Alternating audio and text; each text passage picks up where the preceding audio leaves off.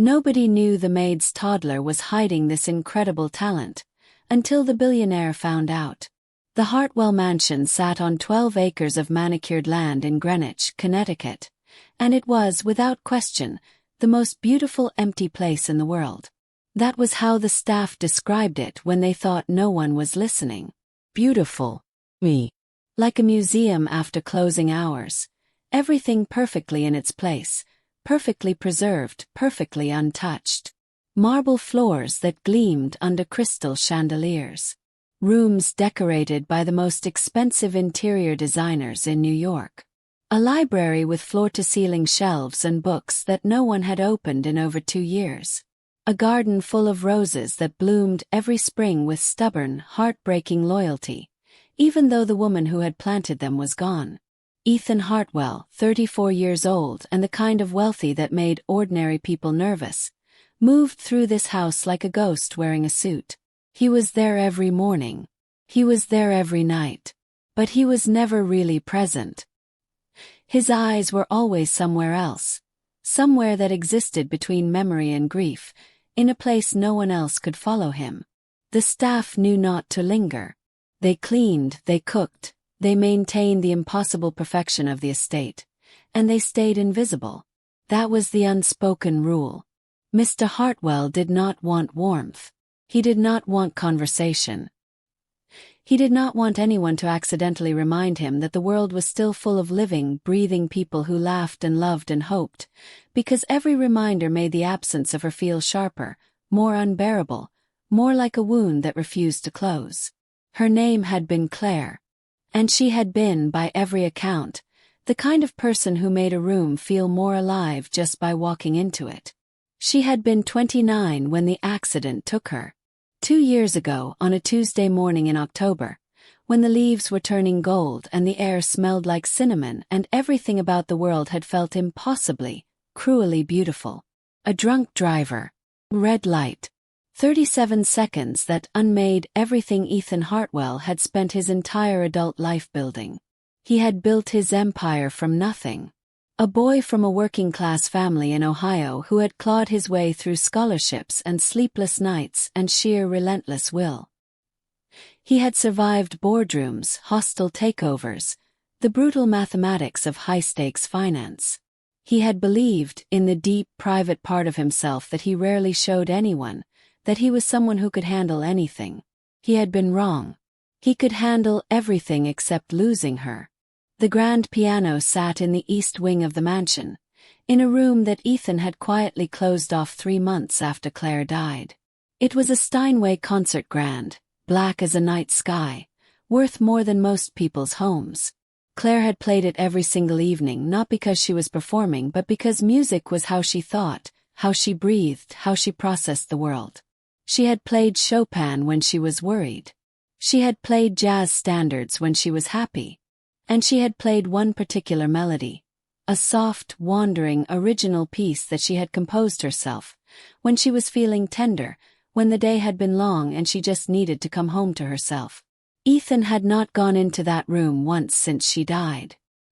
He had not touched the piano. He had not allowed it to be moved or sold or covered with a sheet. He had simply closed the door, like you close a wound before you're ready to look at it, and told the staff that room was off limits. Everyone understood. No one questioned it. Rosa Mendez had been hired 8 months ago as a member of the housekeeping staff. She was 31 years old, originally from San Antonio, and she was one of those quietly extraordinary people who managed to hold 3 impossible things together at once. A full-time job, the grief of being recently widowed, and a 3-year-old daughter named Lily. Lily came to work with Rosa because there was no other option. Rosa's husband Marco had passed from a sudden illness 18 months ago, almost the same season that Claire Hartwell had died, though Rosa didn't know that yet, and the nearest family she had was an aunt in Dallas who was too elderly to help with childcare. The agency that had placed Rosa at the Hartwell estate had been up front with the household manager, Mrs. Chen. Rosa was exceptional, reliable, hardworking, and deeply trustworthy, but her daughter came with her. Mrs. Chan had presented this information to Mr. Hartwell with a carefully neutral tone of someone who expected to be told no. He had paused for exactly 4 seconds. "Keep the child out of my way," he had said, and gone back to his emails. So Lily came to the mansion every day. And Lily stayed in the staff quarters on the lower level. And Lily was, by the unspoken architecture of the household, supposed to be invisible. The problem was that Lily was 3 years old and had never once in her short life managed to be invisible. She was a tiny person with enormous brown eyes and wild dark curls that refused any attempt at organization. She spoke in a mixture of English and the Spanish she heard at home, switching between them mid-sentence with the breezy confidence of someone who had decided that language rules were mostly suggestions. She was obsessed with butterflies and strawberry jam and a worn stuffed elephant named Poppy that she carried everywhere.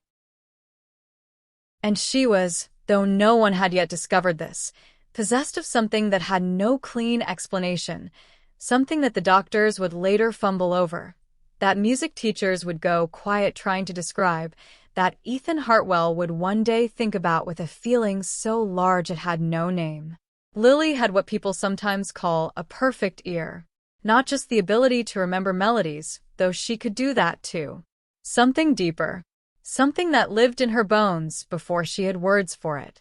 She heard music the way most people breathe, without effort, without choice, as naturally and completely as her small heart beat in her chest. She had been hearing the piano for weeks. Not played, it was never played. But the mansion had old walls and quiet nights, and somehow, in the particular silence of the East Wing, Lily had begun to feel the piano.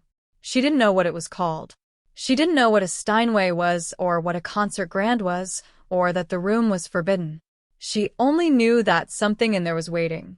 And one Thursday afternoon, while Rosa was changing linens on the 3rd floor and Mrs. Chun was in the kitchen reviewing the week's menu, Lily slipped away from the staff quarters with Poppy tucked under her arm, padded down the long east corridor in her soft-soled shoes, and stood in front of the closed door. She put her small hand on the handle. She opened it. The room smelled like dust and roses and something else, something sweet and faint and sad that Lily had no words for. Later, when she was older and someone asked her what she remembered about that first moment, she would say it smelled like missing someone. But she was 3 now, and she only knew that it was beautiful. The piano filled the center of the room like a sleeping giant. The morning light came through the tall windows and fell across its polished black surface in long gold lines, and to Lily, standing in the doorway with Poppy clutched to her chest, it looked like the most important thing she had ever seen in her life. She walked toward it the way you walk toward something sacred, without knowing why. The bench was too tall for her to climb onto easily. She tried twice, sliding back both times with a soft thump, before she managed to pull herself up by gripping the edge of the piano itself, careful, instinctively careful, as though she already knew it deserved to be treated gently. She settled onto the bench. She placed Poppy beside her.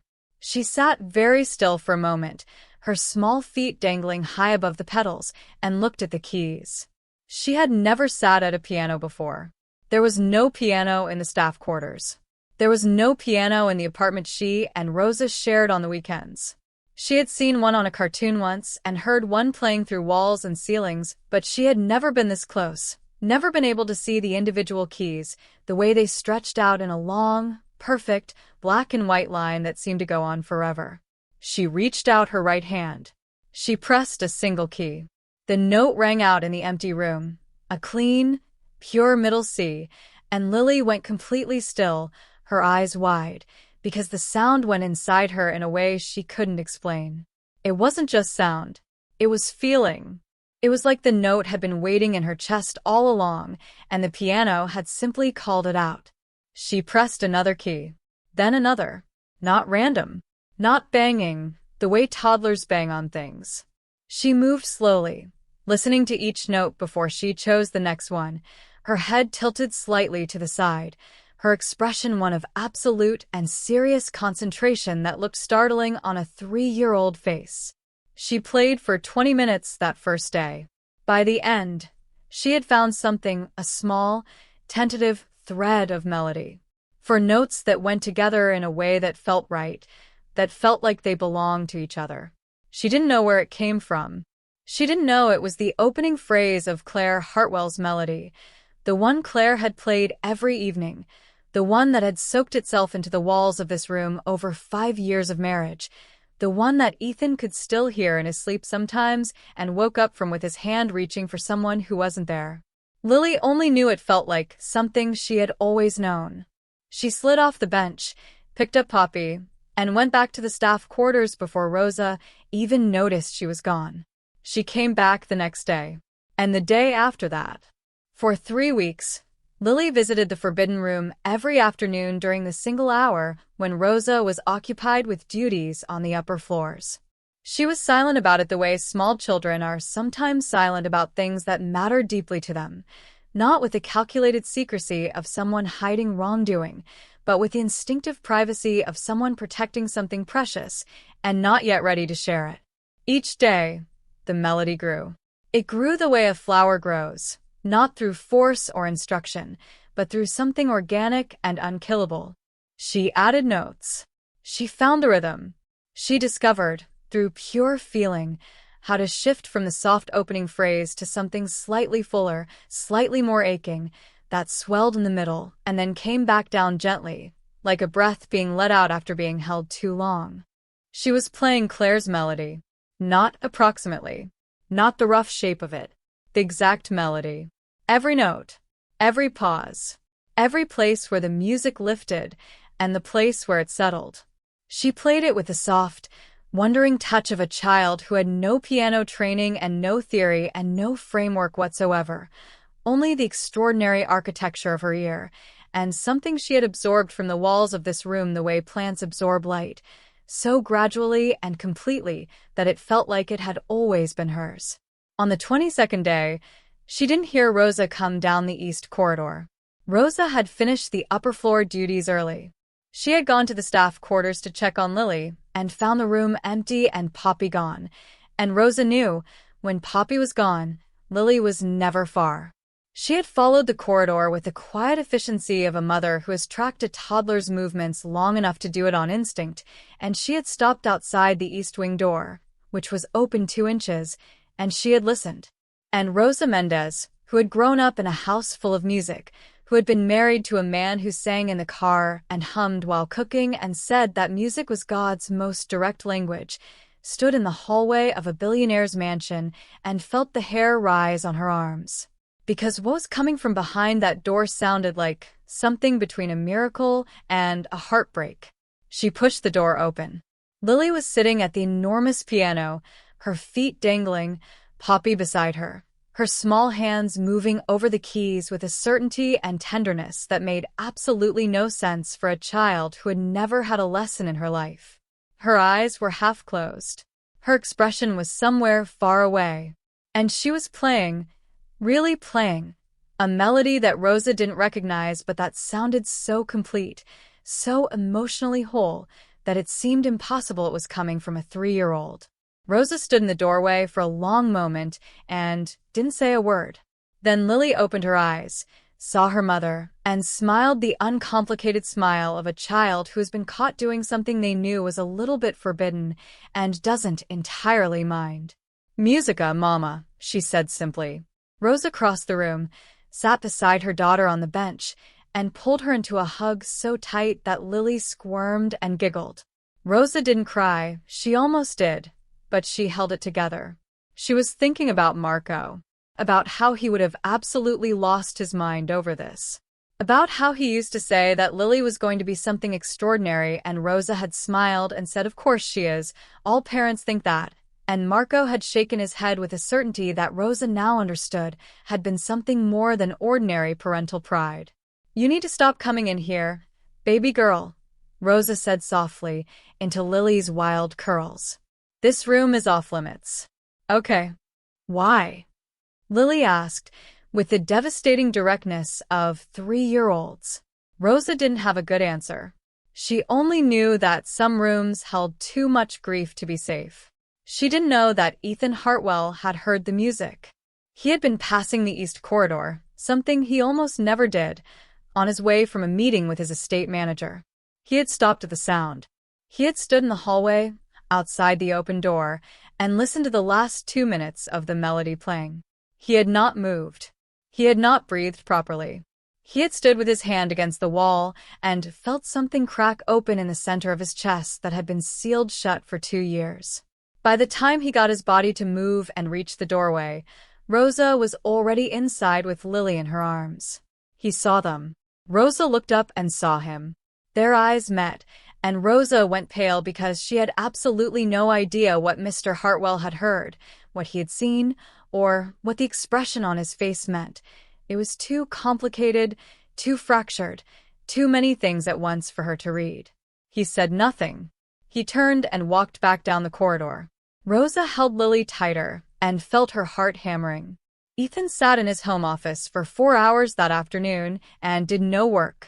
He sat in his chair and stared at the wall and tried to figure out what had just happened to him, tried to name the thing that had cracked open in his chest, and found that he couldn't, because grief is not logical and it does not respond to the kind of clear-eyed rational analysis that Ethan Hartwell had used to build a billion-dollar company.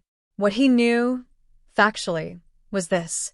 A 3-year-old child had been playing Claire's melody on Claire's piano. Not a melody that sounded like Claire's. Not a coincidental resemblance. The melody. Every note.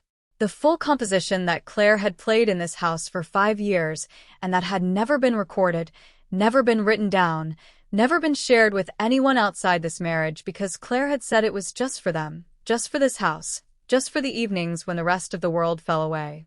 How was that possible? The rational answer, the only rational answer, was that the child had somehow heard it played. Maybe a staff member had found recordings he didn't know existed. Maybe there was an old video somewhere. Maybe the child had been in the East Corridor and heard something through the walls. But the East Wing had been sealed. The piano had not been played. And something in the way that child had played it, the tender uncertainty of her touch, the feeling of someone discovering something rather than reproducing something, refused to fit the rational answer. He thought about Claire. He always thought about Claire.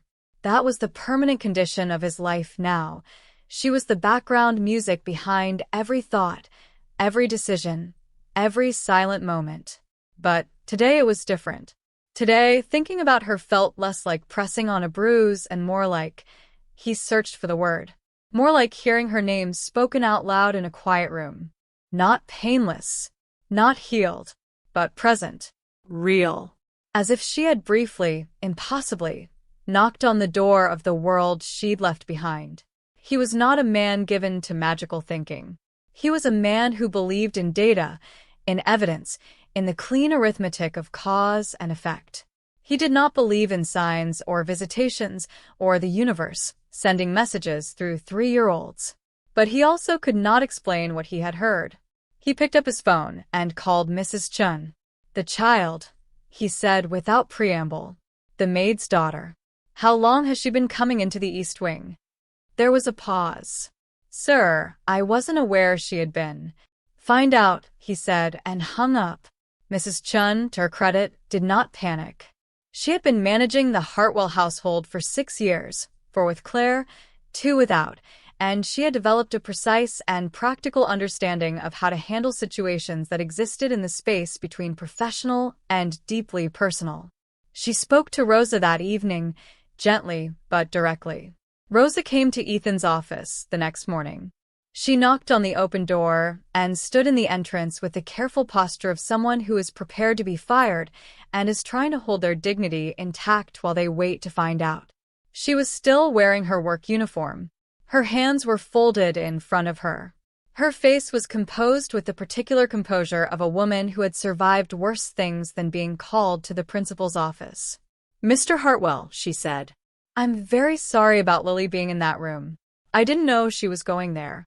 I should have been watching her more closely. I take full responsibility. Ethan studied her for a moment. He had barely looked at Rosa before. She was part of the background of the household, efficient and invisible, the way he required his staff to be. He looked at her now. He saw the composed face and the folded hands, and something behind her eyes that he recognized with a particular recognition of shared experience. She was grieving too. It was in the way she held herself, that particular uprightness of people who have decided to carry heavy things standing up. "How long has she been going in there?" he said. "I think about 3 weeks, sir. I didn't know until yesterday." "How is she playing that melody?" Rosa hesitated. "I don't know, Mr. Hartwell. I genuinely don't know. She has no piano training. She's never had lessons. She's 3 years old." She paused. She hears things differently than most people. Her father noticed it when she was very young. She can hear a piece of music once, and then it's just. Rosa touched the side of her head. "In there. But she's never played an instrument before. I don't know how she knows that melody specifically." "I'm sorry." Her father noticed it. Ethan repeated. Past tense. Rosa met his eyes. "He passed away 18 months ago." The silence in the room shifted into something different. Heavier but also strangely more honest. "I'm sorry," Ethan said. The words were simple, and he said them without performance, with the directness of someone who understood their weight. "I'm sorry about your wife, sir," Rosa said quietly. Neither of them said anything for a long moment. Outside the window, one of the groundskeepers was mowing the east lawn. The sound of it moved through the glass, like something almost musical. "I'm not firing you," Ethan said finally. "And you can tell your daughter, she doesn't have to hide." Rosa blinked. "Sir?" "The East Wing." He looked back at his desk. "Tell her she can go. When she wants." Rosa opened her mouth. Closed it. "Thank you, Mr. Hartwell." She was at the door when he spoke again, and his voice was different, quieter, with an edge that was not hardness, but something more fragile than hardness. "The melody she was playing," he said. "My wife composed it. She called it something left. She said she wrote it the first year we were married, when she realized that even after you've lost someone you love very much, they leave things behind in you that don't disappear." A pause. "I never had it recorded. I don't have it written down anywhere. There are no copies of it in existence." Rosa stood very still. "I don't know how your daughter knows it," Ethan said. "I don't have a logical explanation for that." Another pause, longer. "I just want you to know that it mattered. That I heard it. His voice stopped. He pressed his mouth together for a moment. "It mattered." Rosa nodded once. Her eyes were bright. "I'll tell her, sir." She walked out of the office and stood in the hallway and pressed her back against the wall and closed her eyes for a moment and thought about Marco and thought about what he would say if he could see their daughter right now, and felt something that was equal parts grief and wonder move through her like a warm current. 3 days later, Ethan came to the East Wing himself. It was early morning, so early the sky was still more gray than blue, and the house was completely quiet. He stood outside the door for a long time. Then he opened it. The room was the same. Of course it was the same.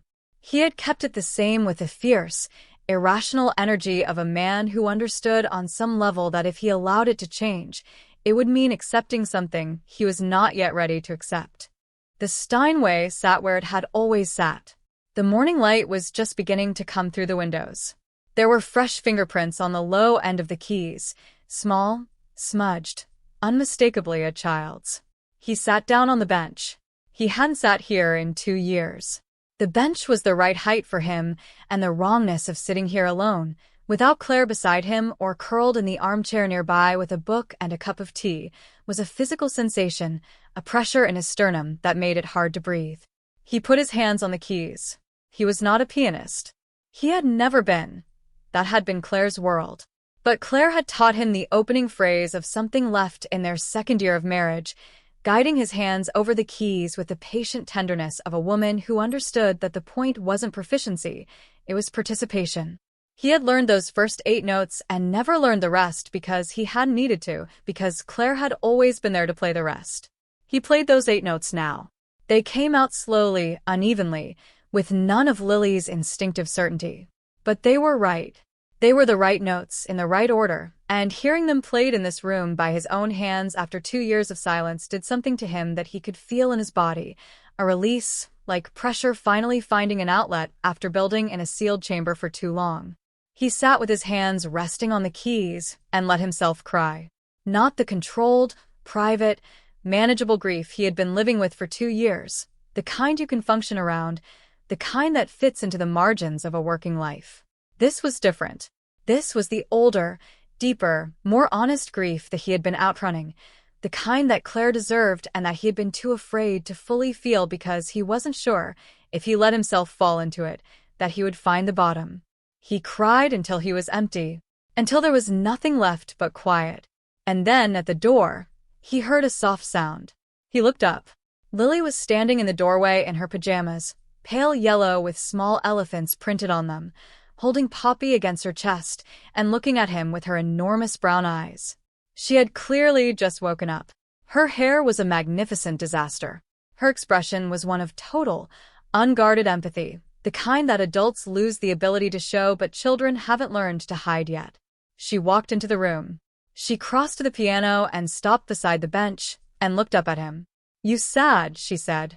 He looked down at this 3-year-old person who had somehow walked into the locked room of his grief and knocked on it with her small, unafraid hands, and he said, honestly, "Yes." Lily nodded like this was a reasonable thing to be. She set Poppy carefully on the bench beside him, and offering, clearly. The stuffed elephant had a worn patch on one ear from being held too tight too many times. Ethan looked at it for a moment and felt something in his chest go very soft. Then Lily reached up and placed her hands on the keys. She began to play. Something left from the very beginning. Every note, the soft opening phrase, the way it grew, the place in the middle where the melody lifted with a kind of aching sweetness, and then the long, gentle descent back to stillness. She played it the way she always played it, not with technical brilliance, but with a completeness of feeling that no amount of technical training could manufacture. Ethan sat beside her and listened, and did not try to control what was happening in his chest. He let it be there. All of it. The love and the loss and the 2 years of sealed rooms and the impossibility of this small child playing his wife's private melody and the feeling, which he couldn't rationalize and had stopped trying to, that something that had been lost was briefly, tenderly, finding its way back to him. When the melody ended, Lily looked at him again. "Pretty music," she said. "Yeah," Ethan said. His voice was rough. "She would have loved you." "Who?" He thought about it. "Someone who used to live here.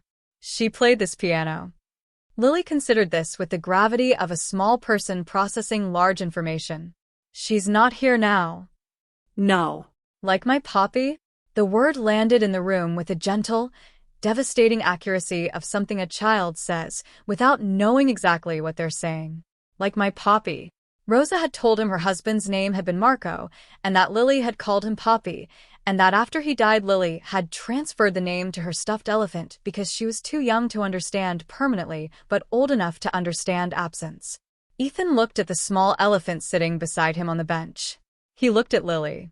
"Yeah," he said quietly. "Like your Poppy." Lily reached over and patted his hand, one firm, decisive, 3-year-old pat, and then turned back to the piano and played the opening phrase again, as if that were sufficient and also true, which it was. Ethan put his hand over hers on the keys and helped her find the next note. 6 months passed. The east wing door stayed open now. It was not a dramatic change. It was not announced or explained. One day it was closed, and then, slowly, gradually, it simply wasn't anymore. The room began to breathe again. The dust sheets, there had never actually been dust sheets, but it had felt that way, came off in the metaphorical sense. Light came in, air moved through, and the Steinway was no longer a monument to absence but something alive again, something with a purpose. Lily came every day after Rosa's shift settled into its morning routine. She came with Poppy and she climbed onto the bench, and she played with the focused, joyful seriousness of a child who has found the thing she was made for and has no self-consciousness about it yet. She played something left every single day, always first, always as if it were a greeting. And then she played other things, fragments she invented, melodies she assembled from whatever she had heard and felt and absorbed through the extraordinary architecture of her ear. Mrs. Chun had quietly arranged for a small step stool so Lily could reach the bench more easily. Ethan started coming to the East Wing in the mornings. This was not a dramatic change either. It was slow and quiet and irregular at first. He would pass the open door and stop and stand in the doorway for a few minutes and watch Lily play. Then he started coming in and sitting in the armchair that Claire had used to read in. Then he started staying longer. Then, one morning, he sat on the bench beside Lily while she played, and she leaned against his arm the way small children lean against things, unself-consciously, entirely trustingly, as if his arm had always been an available piece of furniture for her personal use. He started teaching her things. This surprised him. He was not a musician. He knew almost nothing about piano technique or music theory or how to instruct. But he had sat beside Claire for 5 years and absorbed, without meaning to, certain things: how to hold her wrists, how to count rhythm, the names of the notes. He taught Lily these things the way Claire had taught him, simply, patiently, one small piece at a time, with no particular goal except to share what he knew.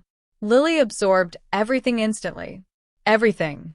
She learned the names of the notes in a single afternoon and then began using them. "E is sad today," she said one morning, completely seriously, pressing the E key. "C is happy. D is thinking." Her synesthetic relationship with music was so complete and so matter-of-fact that Ethan stopped trying to analyze it and simply accepted it as part of how she was built, the way you accept that some people can smell rain coming or taste color.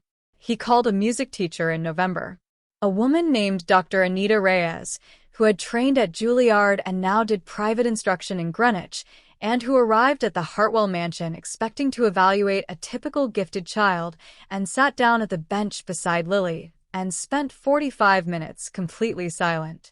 "Mr. Hartwell," Dr. Reyes said afterward, in the hallway, her voice careful and quiet with the specific care of someone trying not to overstate something while also trying not to understate it. "I want to be honest with you. I've been teaching for 20 years. I've had gifted students. I've had 1 or 2 students in that time who I would call genuinely exceptional." She paused. "This child is something I don't have a category for. Her ear is beyond anything I've encountered in a student of any age. She has memory and feeling and instinct that most professional musicians work decades to develop, if they ever do. She's 3 years old, and she has no technique, and yet she plays with a musical intelligence that I cannot explain." "Can you teach her?" Ethan asked. "I would consider it a privilege," Dr. Reyes said simply. Rosa was called in. Ethan explained what he wanted: lessons for Lily, twice a week, indefinitely, fully covered. Rosa listened with the expression of someone who is trying to receive something generous without feeling overwhelmed by the receiving of it. "Mr. Hartwell, you don't have to." "I know I don't have to," he said. "I want to." He paused. "Your daughter gave me something. Several months ago, in that room. She gave me something I'd lost." He looked at Rosa directly, the way he was slowly relearning to look at people, fully, without the protective armor of distance. "I don't know how to explain what she did or how she knew what she knew. But she found something I'd sealed off and she played it back to me, and it—" He stopped. Chose his words carefully. "It made it possible to breathe again. I'd like to do something for her in return." Rosa looked at him for a long moment. Her eyes were very bright. "Marco would have wanted her to have lessons," she said softly. "I know," Ethan said. And then, more quietly, "Claire would have too." That was the first time he had said Claire's name out loud to another person in 8 months. It didn't break him. He had been afraid it would, that saying her name in the daylight to another living person would be the thing that finally unmade him. But it didn't. It landed in the room the way something beloved lands, with weight, with tenderness, with the particular bittersweetness of things that hurt because they mattered and matter because you loved them. He said her name again, just to hear it. Claire would have loved Lily, he said. She would have sat on that bench for hours. She would have cried, probably. She cried at beautiful things. She said it was the only appropriate response.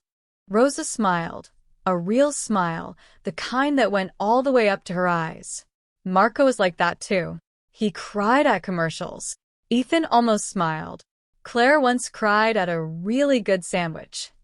Rosa laughed.